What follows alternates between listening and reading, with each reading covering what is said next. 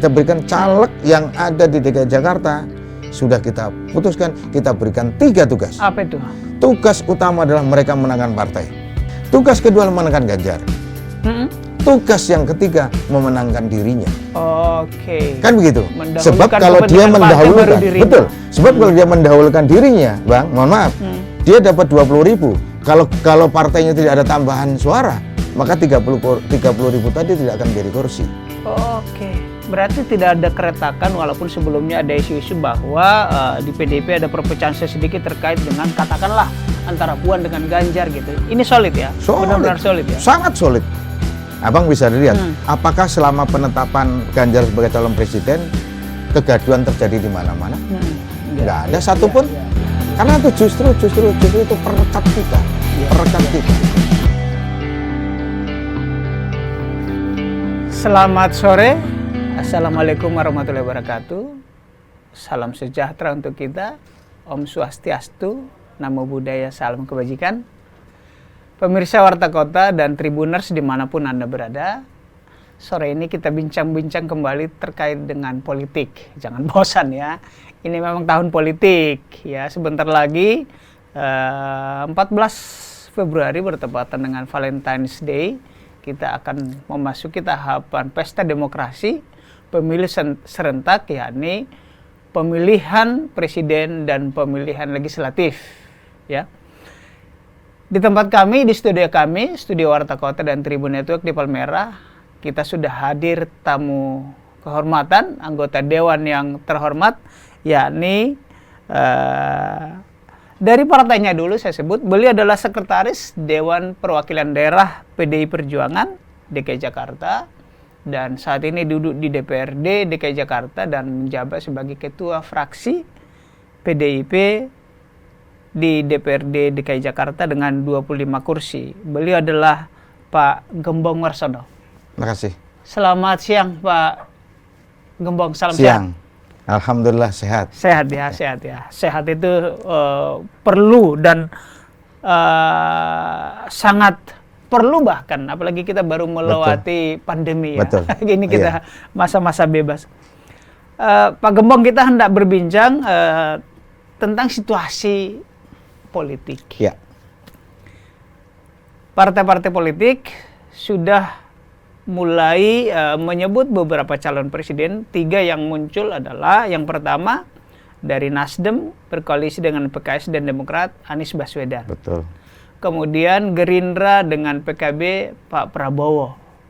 Lalu pada 21 April kemarin bertepatan dengan Hari Kartini, Ketua Umum PDIP mengumumkan Ganjar Pranowo sebagai calon presiden. Betul. Konteks pertanyaan kita adalah Jakarta, ibu kota, Jakarta barometer politik nasional.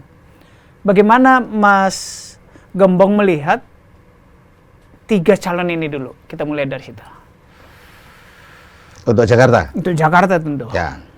Kalau bicara Jakarta, tingkat pengenalan warga Jakarta dari Pak Anies tinggi. Oke. Tingkat pengenalan. Karena baru gubernur. Selesai. Ya. Oke. Itu yang pertama. Yang kedua, tingkat pengenalan warga Jakarta terhadap Pak Prabowo tinggi.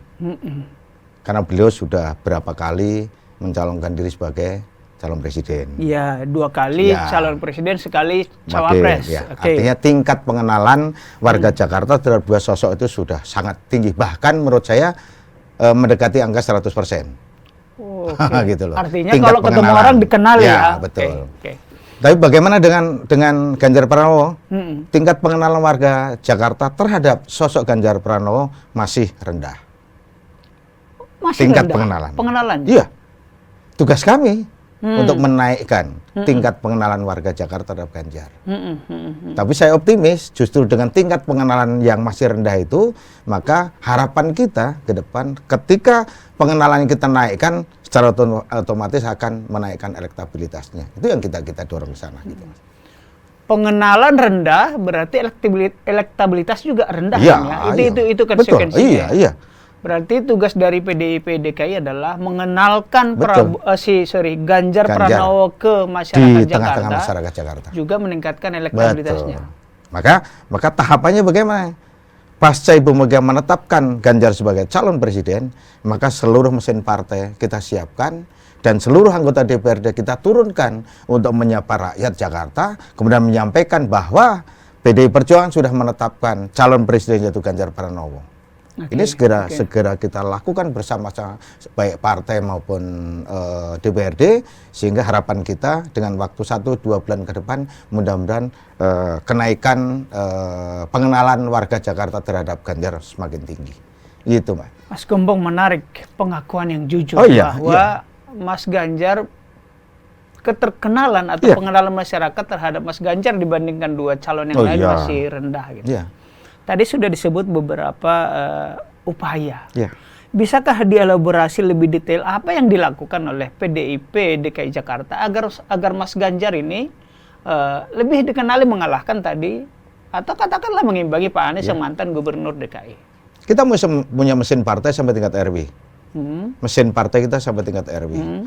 267 pengurus tingkat kelurahan, 44 tingkat kecamatan, dan 6 pengurus tingkat kabupaten kota yang kita maksimalkan kinerja untuk menyampaikan pada publik Jakarta bahwa PDI Perjuangan sudah menetapkan calonnya.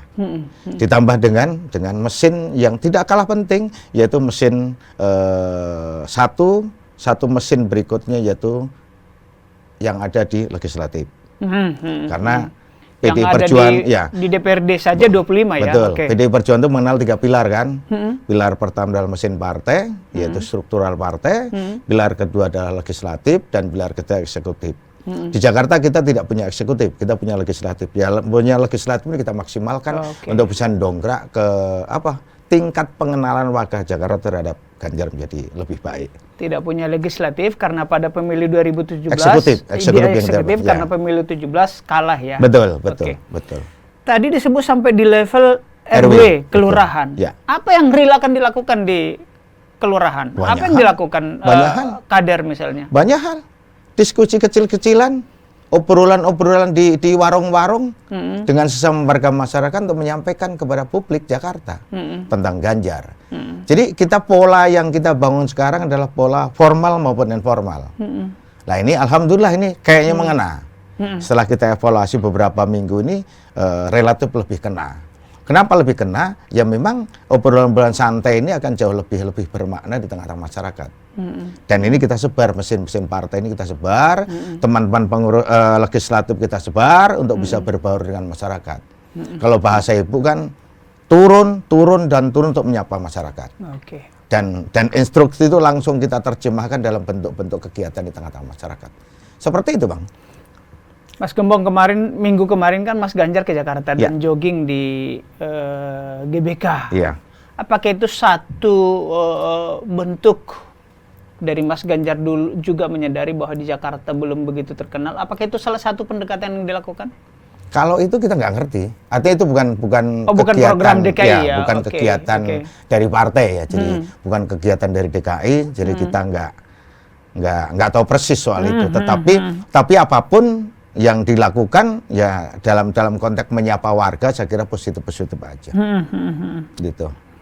Nah, kita tahu bahwa sebelumnya di Jakarta gubernur adalah Pak Jokowi dari PDIP. Salah satu ikon yang beliau lakukan adalah belusukan. Apakah Pak Ganjar akan melakukan itu misalnya di Jakarta walaupun ini bukan pilgub? Betul. Apakah itu akan dilakukan di Jakarta? Nanti akan kita evaluasi. Apakah cara belusukan akan jauh lebih efektif? Tentunya dari segala cara itu nanti kan kita evaluasi. Mana yang paling efektif untuk bisa mendaratkan Ganjar di tengah-tengah warga masyarakat? Apakah cara belusukan, apakah dengan cara yang lain? Karena dengan waktu yang terbatas, saya kira belusukan apakah masih efektif, tentunya nanti akan kita evaluasi. Tapi prinsip dasarnya bahwa Ganjar perlu menyapa warga Jakarta, yes. Jadi warga kita kulturnya kan perlu ada pendekatan pendekatan dari hati ke hati. 3S ya. Betul. Dan saya yakin Ganjar punya kemampuan untuk menyapa itu. Oke. Mas Gembong, tadi sudah disebut bahwa keterkenalan, sekali lagi saya ke situ, Pak Anies lebih tinggi karena DKI. Seberapa yakin Mas Gembong pada Pilpres 2024 bahwa Mas Ganjar akan unggul di Jakarta? Atau apa targetnya? Itu dulu dah. Ya, bicara target Ganjar harus menang. Harus menang di Jakarta ya? Iya, harus menang. Tapi pertanyaannya apakah kalau orang kenal Anies pasti akan nyoblos Anies, kan belum tentu juga. Nggak ada jaminan juga. Tapi bahwa warga Jakarta pas kenal Anies, yes. Saya kenal seseorang bisa juga Iya, karena haters. iya, Ya, betul. bisa karena lovers Betul. ya. Oke, Tetapi apakah pasti? Kan belum tentu juga. Kalau Pak Anies kan selalu bicara rekam jejak. Kan gitu loh. Rekam jejak. Rekam jejak apa yang ditinggalkan di Jakarta? Ya kan kita bisa lihat. Kan gitu loh. Iya. Jadi nggak hanya ya, beliau sebetulnya menyampaikan itu kepada warga Jakarta. Jadi kalau memilih sesuatu tuh ya jangan hanya dilihat dari yang lain, tapi coba lihat rekam jejaknya. Ya, rekam jejak yang ditinggalkan Jakarta apa? Saya yakin warga Jakarta sudah pandai memilah dan memilih mana yang terbaik untuk Indonesia ke depan. Oke. Karena ini pertaruhan warga Jakarta untuk bisa menentukan arah bangsa Indonesia untuk 5 tahun ke depan. Oke, Gitu. dari pernyataan Mas Gembong kok sepertinya optimisme itu kuat bahwa Mas Ganjar menang di Jakarta. Apa yang Mas Gembong bisa sampaikan ke masyarakat Jakarta? Ini loh Ganjar, kelebihannya ini dibandingkan, katakanlah 3 ini yang bersaing. Ini loh kelebihan Mas Ganjar kalau dibandingkan Mas Anies, dibandingkan Mas Prabowo. Prinsip PDI Perjuangan itu begini. PDI Perjuangan memberikan penugasan yang lebih tinggi ketika penugasan yang lebih rendah bisa dilaksanakan dengan sukses. Kan gitu loh. Jadi prinsipnya itu, jadi naik kelas. Naik kelas. Kenapa saya yakin? Karena saya selama 5 tahun bisa lakukan evaluasi secara detail terhadap kepemimpinan Pak Anies di Jakarta. Lah itu kepemimpinan Pak Anies di Jakarta sebagai modal untuk meningkatkan kelasnya. Kan gitu loh. Sehingga kami punya keyakinan ketika kita evaluasi satu persatu apa menjadi programnya Pak Anies selama 5 tahun. Kemudian kita suguhkan pada rakyat Jakarta, ya saya yakin rakyat Jakarta bisa menilai itu. Gitu loh. Itu Bang. Artinya akan membandingkan mana yang sudah dikerjakan Pak Anies di Jakarta dan mana yang akan dikerjakan PDIP dan Ganjar. Dan ini kita bicara Indonesia loh. Kita bicara Indonesia. Maka pondasinya Pak Anies adalah pondasi beliau sebagai gubernur DKI Jakarta selama 5 tahun. Lah ketika pondasi itu tadi kita preteli satu persatu, kita sampaikan buat publik Jakarta, saya yakin, bahkan aku yakin warga Jakarta bisa memberikan penilaian secara objektif gitu. Yang menurut Mas Gembong kira-kira penilaiannya kalau di rating 1 sampai 10? Ya kita menilai orang nggak baik lah. Menilai orang nggak baik lah kan gitu. Tetapi biarlah masyarakat betul, yang menilai, biarlah ya. masyarakat Jakarta yang menilai. Tetapi kami punya catatan itu. Dari 23 janji itu kita budgetin satu persatu. Kan gitu loh. Maka 23 ini kita sampaikan publik Jakarta, ini loh. Ini sebagai modal beliau untuk maju, kemudian kita evaluasi satu persatu apakah ini bisa kita dorong naik atau tetap atau yang lain kan seperti itu gitu Bang. Saya ke pilar yang tadi disebut adalah mesin partai. Ya. Ada 6 cabang lalu di kecamatan, kelurahan gitu. RW. Sudah sedetail apa berbagi tugas saat ini? Karena maksud saya, apakah Mas Gembong bisa meyakinkan bahwa gerbong partai ini bergerak, roda partai ini bergerak sampai ke kelurahan tadi, RW bahkan? Gini, yang paling mudah kita cermati begini. Begitu Ibu Ketua Umum, Bu Megawati, yang oleh Kongres diberikan mandat, diberikan hak prerogatif untuk menetapkan calon presiden, maka suasana mesin partai kita solid, suasana mesin partai kita happy, suasana mesin partai kita bahagia. Dan itulah yang melatar belakangi keyakinan kami untuk bisa memenangkan Ganjar di Jakarta. Karena dengan suasana yang seperti itu, chemistry-nya akan ketemu. Semangat mereka akan terbangun. Semangat juang mereka terbangun, semangat gotong royong mereka terbangun, semangat kebersamaan mereka terbangun, dan itulah yang meyakini bahwa Jakarta bisa menangkan Ganjar di Jakarta. Saya mau highlight dari situ bahwa mesin partai solid dan happy. Berarti tidak ada keretakan walaupun sebelumnya ada isu-isu bahwa di PDIP ada perpecahan sedikit terkait dengan katakanlah antara Puan dengan Ganjar gitu. Ini solid ya? Solid. Benar-benar solid ya? Sangat solid. Dan Seperti, itu bedanya. Fatsunnya PDI Perjuangan kan ketika partai belum memutuskan, kader boleh berakrobat boleh.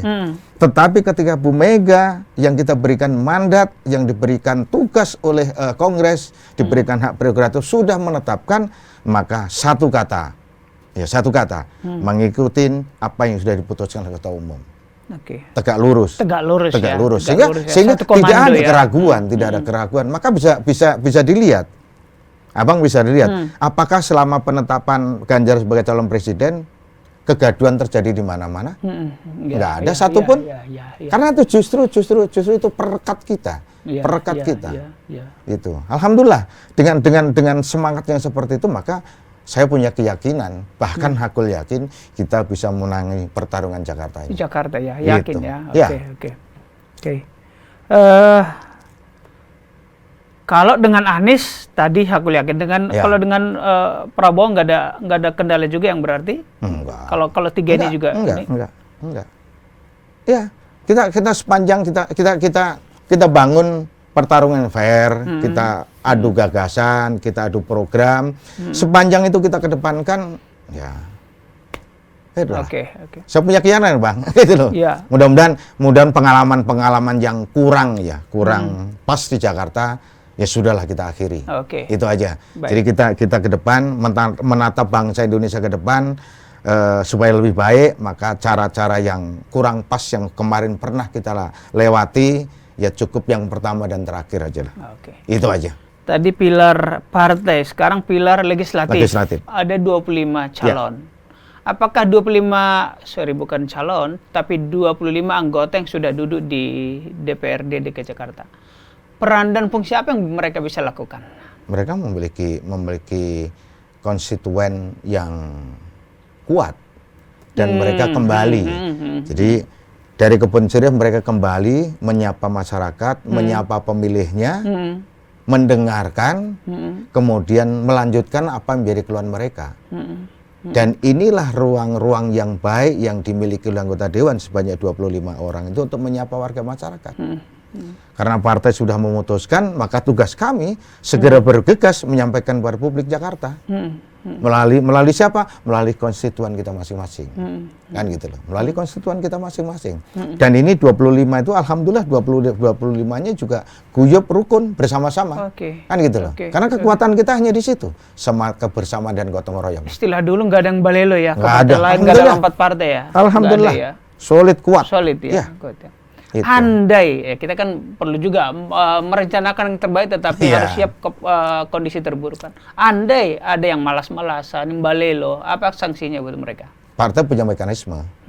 Kita memiliki mekanisme untuk bisa memberikan sanksi kepada kader seperti itu. Baik eksekutif, baik legislatif maupun struktur partai. Jadi ketika partai sudah memutuskan, bagi PDI Perjuangan, ya tidak ada kata lain. Semua harus turun, semua harus bekerja maksimal. Untuk memenangkan apa yang sudah menjadi keputusan partai. Jadi di PDI Perjuangan itu begitu sudah Bu Mega memutuskan melalui keputusan DPW partai, maka semua langsung terjun ke masyarakat, langsung menyapa masyarakat, karena perintah Ibu Mega seperti itu. Turun, sapa masyarakat, layani masyarakat dengan hati. Nah, sehingga ini ruang-ruang kita yang bisa kita lakukan untuk bisa menyapa itu. Itu, Bang. Mas Gembong, kita flashback bahwa pemilu 2017 dan 2018 di Jakarta, bibit-bibit atau embrio politik identitas kan tinggi betul. Dan itu masih terasa. Syukurnya kita menemui atau mendapati dua negarawan yang hebat. Pak Jokowi selaku pemenang menarik Pak Prabowo ke kabinet. Tetapi di Pilkada Jakarta masih ada sisa-sisa lah, ampas-ampas lah bahwa politik itu masih ada. Apa yang PDIP lakukan untuk setidaknya tidak menumbuh kembangkan politik identitas? Syukur-syukur kalau bisa mulai, kita bukan tidak mengakui perbedaan, tetapi jangan menumbuh suburkan politik identitas yang membawa perpecahan. Ya perbedaan itu kan sunatullah. Betul. Betul. Kan saya kalau ditanya, Gembong, apakah kamu dulu lahir pengen jadi orang Jawa? Kalau boleh milih, saya nggak mau jadi orang Jawa. Kalau boleh milih. Tapi saya ditakdirkan lahir jadi orang Jawa. Iya. Kan begitu loh. Iya. Ya itu memang dari sononya seperti itu. Lah karena itu ya pengalaman tadi saya sampaikan, pengalaman 2017 itu yang pertama dan terakhir lah. Dan saya yakin seluruh warga ibu kota menyadari itu. Masa antar tetangga saja hanya karena beda pilihan? Iya. Kan itu loh. Jadi pengalaman yang kurang baik dan sudah kita sadari bersama-sama. Yuk kita kembali bahwa pemilu yang akan kita lewati ini pemilu yang bersifat gembira, nah pesta. Betul. Ayo kita bergembira, tetapi bergembira dengan cara-cara yang tentunya bertanggung jawab. Karena kita akan menentukan arah bangsa ini. Kita akan menentukan arah ke depan bangsa ini bagaimana. Yang nanti pada ujungnya akan kita wariskan pada anak cucu kita. Kan gitu loh. Betul. Itu Bang. Ketua KPU Pak Hasyim Asyari membuat istilah bahwa pemilu itu bukan pesta demokrasi, tetapi kerja-kerja demokrasi. Saya sepakat dengan itu. Artinya adalah kita juga ingatkan dan nanti Mas Gembong bisa sampaikan, pemilu 2019 dan 2017 itu tetangga bisa bermusuhan akhirnya. Tapi apa yang kita contohkan tadi bahwa Pak Prabowo dengan Jokowi happy, tapi tetangga ini masih bermusuhan padahal tetangga, mobil parkir seberangan. Nah, barangkali kita mengambil contoh dari situ jangan terulang. Betul. Mohon diurai gimana menurut Mas Gembong? Ya, kalau di Jakarta relatif sudah ya bibit-bibit itu relatif sudah mulai cair lah. Oh, sudah mulai cair. Maka termasuk di DPRD? Betul. Kalau DPRD sama seperti yang dilakukan oleh Pak Jokowi dengan Pak Prabowo. Kan gitu loh. Kalau DPRD sudah ya sangat cair, bukan sekedar sangat cair. Tetapi sekali lagi, yaitu tadi apa yang terjadi di atas kan belum tentu sampai di bawah. Kan gitu loh. Lah karena di bawah ini biasanya lebih panjang kan, perseteruan lebih panjang. Tapi perseteruan yang lebih panjang itu ketika kita tidak kompori, kadang-kadang yang genit kan kita juga. Yang genit kita. Politisi juga seperti saya katakanlah. Kan gitu loh. Saya jujur kan bersih. Kadang-kadang komentarnya berapi-api tapi di belakang salaman juga ya kan. Jadi itu yang ketika kita tidak genit hal-hal seperti itu, saya punya keyakinan pengalaman 2017 itu adalah cermin bagi warga Jakarta sehingga tidak akan mengulang itu. Saya yakin itu. Karena sekali lagi saya punya keyakinan apalagi disampaikan oleh Pak Ketua KPU tadi bahwa ini kerja. Ya, ini kerja untuk membangun bangsa. Gitu. Tapi kerja dalam kegembiraan, kerja dalam semangat kegotong royongan. Sehingga ketika beda pilihan bukan berarti kita bermusuhan.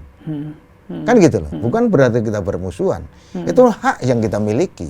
Tapi hak yang kita miliki untuk bisa menentukan arah bangsa ini tentunya harus kita gunakan dengan tanggung jawab. Gitu loh. Jadi kita harus mewariskan pada generasi-generasi muda ke depan. Sebab pertama, mereka tidak a priori terhadap politik. Kan gitu loh. Yang kedua, mereka bertanggung jawab terhadap bangsa ini. Caranya bagaimana? Menentukan calon pemimpin yang bisa membawa arah pembangunan bangsa ini ke depan biar lebih baik. Gitu, Mas. Mas Gembong, kita masuk ke pembicaraan tentang pemilu legislatif. Karena seperti tadi saya sebut di pengantar bahwa pemilu serentak. Dan kita tahu pada tanggal 24 April kemarin, masa pengajuan calon legislatif sudah dimulai. Pemilu 2024 akan diikuti 18 partai nasional.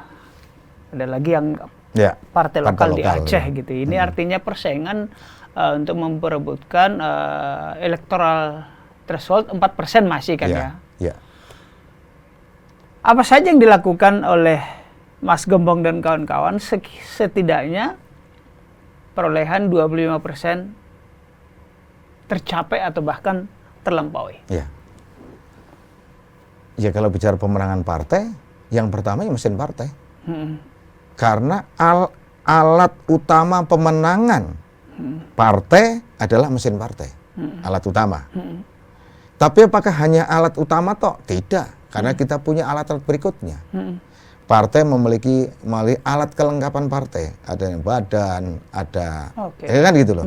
Ini ketika ini kita mesin-mesin partai ya, gini, misalnya ya, yang itu biasa kan menanggulangi itu kan bencana. alat kelengkapan partai. Kemudian ada organisasi sayap. Organisasi sayap itu ada organisasi kepemudaan, misalkan Taruna Merah Putih, ada BMI, ada buruh tani dan nelayan, kan gitu. Kemudian ada yang membidangi keagamaan Baitul Muslimin Indonesia. Ini semua kita gerak. Dan geraknya itu ketika selaras, semangat sama untuk bisa memenangkan partai ini. Saya punya keyakinan bahwa bukan hanya 25, tapi target kita minimal bisa mengembalikan 28 kursi yang kemarin hilang di Jakarta. Insya Allah.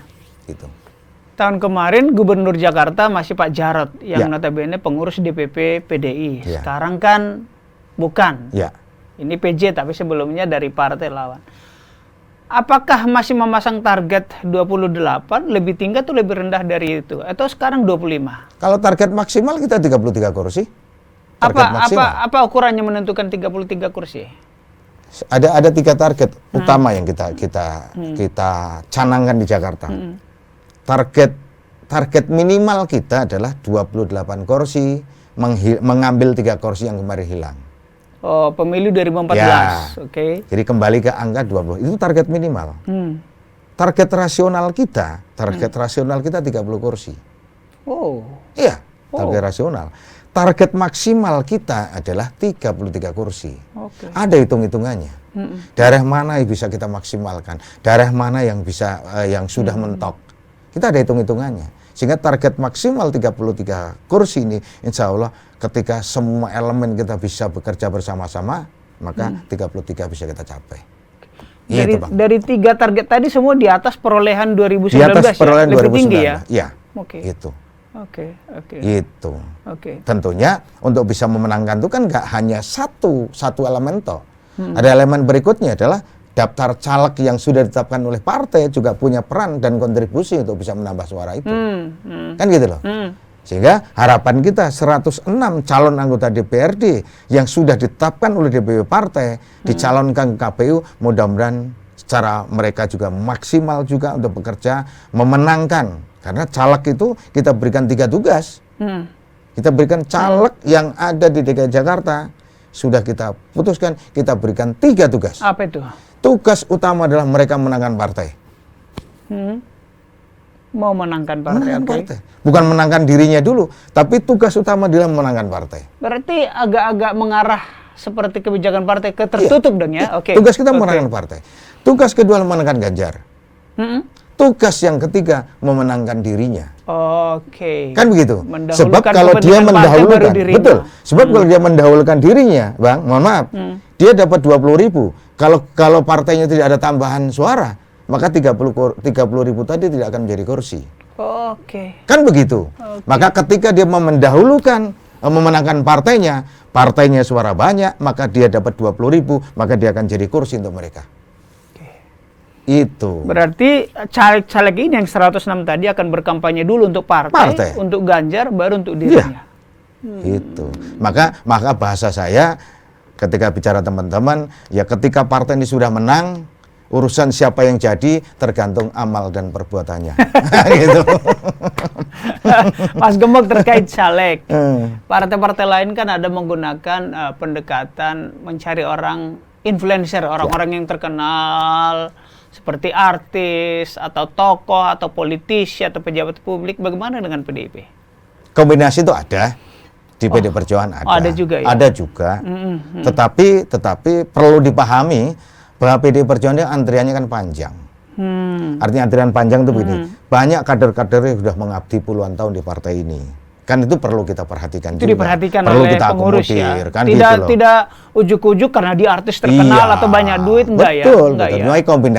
Kombinasi. Tapi kalau kita hanya satu pintu tuh toh, kan kita nggak objektif juga. Tantangan zaman kan berubah. Kan begitu loh. Jadi kalau bahasa saya itu pemilih pokok itu kan makin hari makin habis kemakan usia. Pemilih pokok yang muncul berikutnya pemilih rasional kan gitu loh. Kalau yang rasional tadi kita adu dengan pokoknya kan nggak ketemu. Kan gitu. Maka kita kombinasi juga ada caleg-caleg yang pokoknya tadi, ada yang rasional dan sebagainya. Kita kombinasikan untuk bisa mendulang suara, menambah suara partai dan pada ujungnya menjadi kursi yang dimiliki oleh PD Perjuangan. Seperti itu, Bang. Mas Gembong, bolehkah disebut beberapa nama saja yang sampai ingat? Misalnya dari kalangan artis untuk DKI siapa? Atau influencer yang kira-kira terkenal barangkali untuk masyarakat? Artis ada, artis Tinatun senior masih untuk DKI? Masih untuk DKI. Mbak Cica Kuswoyo ada. Oh masih, tahun kemarin nggak lolos ya? Tapi tahun kemarin untuk RI, sekarang untuk DPRD. Oh DPRD, oke. Kemudian ada Mbak Iis Sugianto. Oke, dangdut. Oke. Bukan dangdut, Iis Sugianto. Pop. Maafkan aku karena Mbak Iis itu di Jakarta Barat. Penggemar dangdut mungkin. Oke. Jakarta Barat. Kemudian siapa lagi ya? Setidaknya 3 itulah ya. Ada pokoknya seniman, saya lupa saya. Oke. Gitu. Lengkap lah PD Perjuangan kita akomodir semua segmen. Kalau dari pejabat selevel menteri atau ya pejabat terkenal ada yang gabung? Kalau DKI, jadi gini, DKI Jakarta kita hanya ngurus DPRD, DPRI-nya DPP. Oh begitu. DPR-nya DPP. Jadi kalau yang pejabat-pejabat tinggi mungkin jadi kita hanya merekomendasikan kepada DPP dari Jakarta siapa, tapi kita rekomendasikan kepada DPP. Tapi pada ujungnya nanti DPP yang memutuskan lah. Kalau kita bicara apakah pejabat-pejabat menteri, mantan menteri, misalkan pejabat-pejabat tenar lainnya, itu DPP yang melakukan rekrutmen terhadap mereka gitu. Baik. Gitu. Baik. Mungkin kita di ujung diskusi Mas Gembong ini tentu diskusi pertama kita, berharap ke depan masih terus berjalan. Insya Allah. Mungkin sebagai closing statement, apa imbauan atau harapan Mas Gembong terhadap pemilih Jakarta untuk Mas Ganjar juga untuk PDIP? Yang pertama untuk Mas Ganjar, ya, ayo kita bersama warga Jakarta, kita menatap bangsa Indonesia ke depan, 5 tahun ke depan, arah bangsa ini perlu ada keberlanjutan, perlu kesinambungan, jangan pondasi yang sudah terbangun baik dilakukan oleh Pak Jokowi, pada ujungnya tidak bisa maksimal dimanfaatkan oleh bangsa ini, maka kami punya keyakinan bahwa Pak Ganjar mampu melanjutkan apa yang sudah dilakukan oleh Pak Jokowi untuk bangsa ini. Itu yang pertama. Yang kedua untuk PD Perjuangan tentunya dengan semangat kebersamaan kita bangun di Jakarta, mudah-mudahan kita bisa menopang, mendorong suara maksimal untuk Pak Ganjar, kita dorong dan kita yakini bahwa Pak Ganjar mampu menangkan Pilpres di DKI Jakarta ini. Seperti itu, Bang. Pertanyaan terakhir, apa harapan Mas Gembong terhadap Mas Ganjar untuk dilakukan di Jakarta? Mendekati masyarakat. Menyapa. Seperti apa? Karena dengan cara menyapa, memanusiakan warga Jakarta jauh nilainya lebih dibandingkan cara lain. Cuman karena keterbatasan waktu dan lain sebagainya, mungkin menjadi persoalan. Tetapi untuk bisa menyapa, menyentuh hati warga ibu kota, ini masih menjadi harapan kami sebagai pengurus DPD DKI Jakarta, agar sentuhan tadi melekat di hati warga Jakarta, yang pada ujungnya tanggal 4 Februari nanti warga ibu kota, 14 Februari kan, bisa memilih Pak Ganjar sebagai Presiden Republik Indonesia. Seperti itu, Bang. Baik, Mas Gembong sebagai Sekretaris DPD PDI Perjuangan DKI Jakarta dan Ketua Fraksi PDI Perjuangan DKI Jakarta telah berbincang-bincang di studio kita. Kita akhiri perbincangan sore hari ini. Terima kasih sekali lagi Mas Gembong. Terima kasih Tribuners, terima kasih pemirsa Warta Kota. Wassalamualaikum warahmatullahi wabarakatuh. Om Santi Santi Om. Terima kasih. Jangan lupa subscribe ya.